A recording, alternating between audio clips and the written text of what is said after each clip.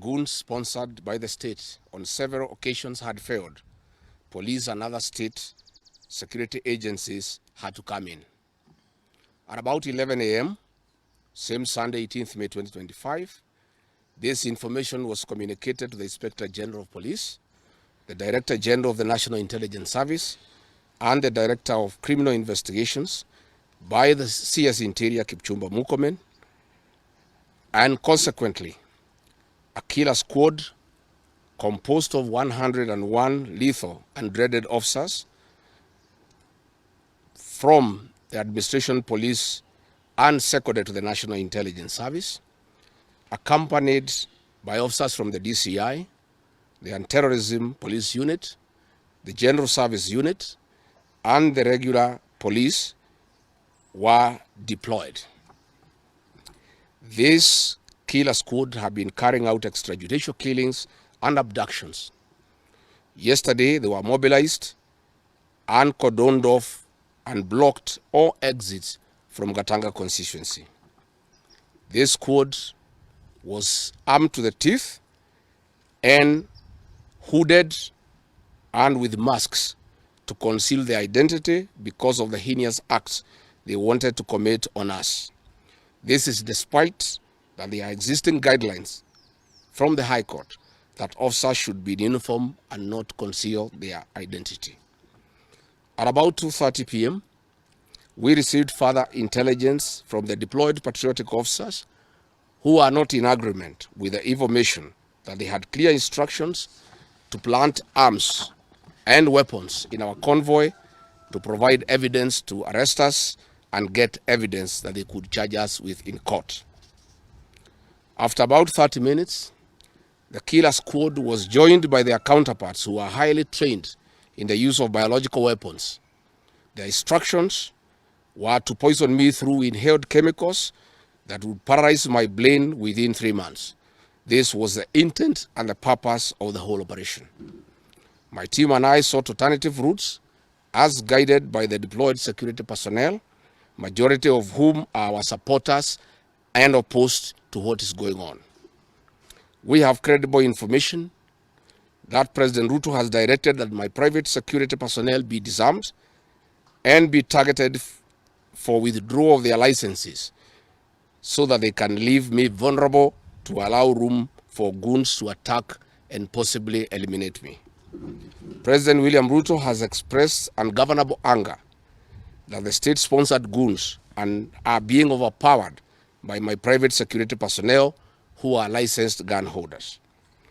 President Ruto is furious that the people of Kenya have not forgotten about the Kiambaa church massacre, where children and women were tortured in the 2007 and /8 post-election violence, and is unhappy that I keep on reminding the people of Kenya of the heinous act. I want to say that although Kenyans forgive each other, they cannot forget this, and there is nothing the president can do about it.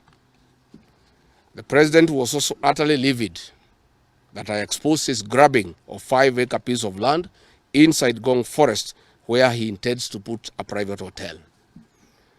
About my statement on post-election violence, this was a precautionary statement and not incitement. It is based on historical facts and past electoral experiences of 1992, 1997 and 2007 controversial elections, that we must have a free and fair election in 2027.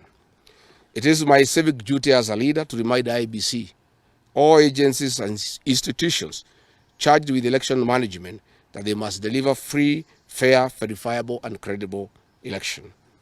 I have heard the CS Interior and other pretenders to the throne claim that they will not allow political violence. I urge them to walk the talk. Since November 2024, political violence of great magnitude has been meted on me, my family, and my supporters.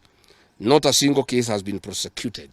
For instance, on 28th November 2024, at a solemn funeral service in Limuru, Kiambu County, I was attacked by organized criminal gangs and a police escort. On 28th December 2024, in Shamata, Nyandarua, an inspector of police flanked by criminal gangs threw tear gas canisters at me. On 23rd March 2025, at ACK St. Peter's Cathedral in Nyeri, my convoy was attacked at a church compound by a known criminal gang under police escort. On 29th March 2025 in Naivasha town, we were attacked by the police. On 6th April 2025, at a church service in Mwik, PCA, hooded goons attacked us inside the church. We dismiss with contempt the loose talk by CS Interior that during the DCP party unveiling, where goons dared to cause chaos were fighting for handouts from us. These were state-sponsored, but fortunately, they were overpowered by security personnel and supporters. The CS has given instructions that instead of arresting the said goons, they disarm my security personnel to give goons free access to me and my supporters in future occasions. Let it be known that our party, DCP, has organic support, and we do not pay supporters to attend our meetings the way the government is doing to people to attend their meetings. Finally, let me assure the planners of this violence that you will not stop the cause of the people of Kenya.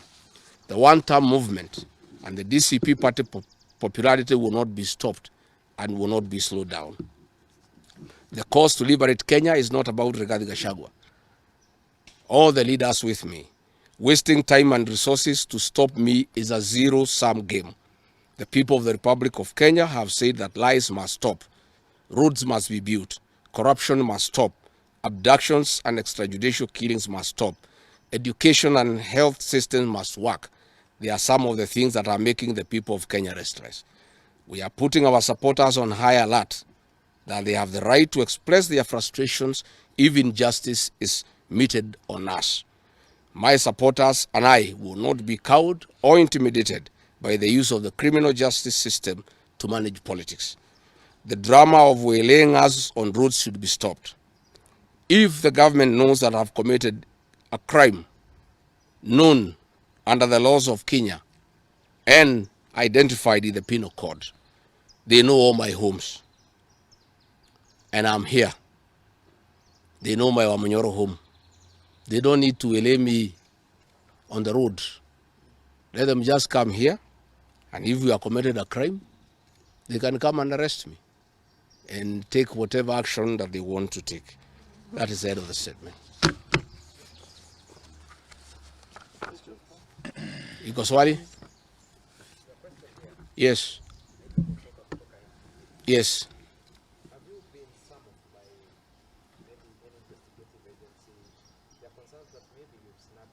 I have not been summoned by anybody, and I'm waiting if there is any summon.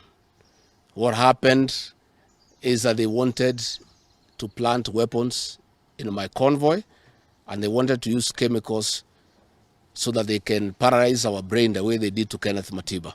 And that is why we had to take an escape, an alternative route to get here. I would have wished they came here instead of wailing us on the road and using those dreaded criminals who are responsible for abductions and extrajudicial killings. And that squad works under the Director General of the National Intelligence Service. It's 101 officers who are recruited from the administration police, and they have been given special training by the National Intelligence Service, and they are responsible for the abductions and extrajudicial killings. And that is the squad that had been planned yesterday and mobilized so that they can incapacitate me and my people. Yes.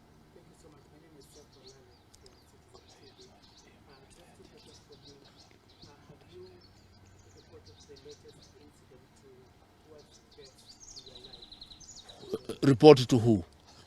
These are the same people who want to kill me. How do you report to the people who are planning to poison your mind so that the brain can be paralyzed and then you become a vegetable? I cannot report. And I wrote to the Inspector General of Police and the Director of Criminal Investigations. Instead of answering the issues I had raised, told me to report to the next police station.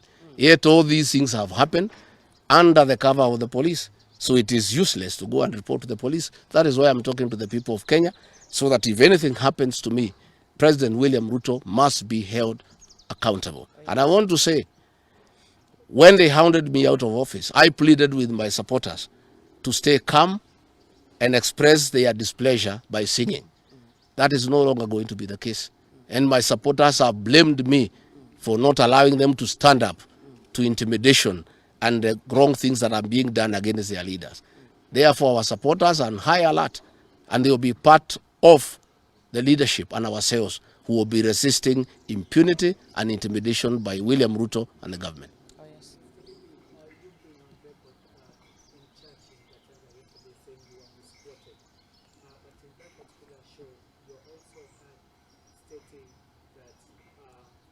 Should the elections be rigged in 2027, then it's going to be worse than how it was. I didn't say I was misquoted. I said the interpretation is wrong. People are not interpreting what I said correctly. Mine is a cautionary statement. And history is very important. During the finance bill of 2024, I did caution President William Ruto and the cabinet that it will bring problems because I listened to the people of Kenya. When a member of parliament from Rift Valley says that even if the votes are not enough, they will know how to manufacture them. When another leader from Rift Valley say they can rule for 24 years. These are the things that have put the people of Kenya on notice, and people are speaking. And as a responsible leader, I must caution IBC that the people of Kenya are saying, please don't try. And we are saying we must draw parallels from history. And all I was saying is that that has happened before in 2007, and it is possible it can happen now. And I was asking IBC to be patriotic enough to make sure they don't put the country into a crisis. That is all I did. I did not ask anybody to cause violence. I did not say people will fight each other. I just said, let's be careful. This has happened before, and it was bad. And from the way people are speaking, it could be worse. That is all I said. Yes, Waweru. On allegations of being could you or any members of your security detail be armed beyond what security officers would return to as normal? No, I am a licensed firearm holder. I've been licensed as a firearm holder from 1995. Officers who helped me are licensed firearm holders within the provisions of the law.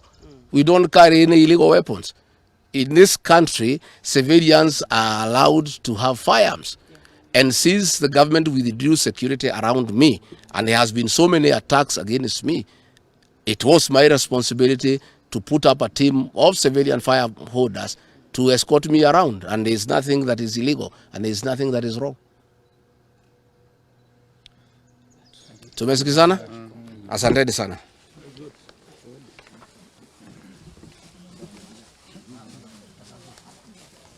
Karungo.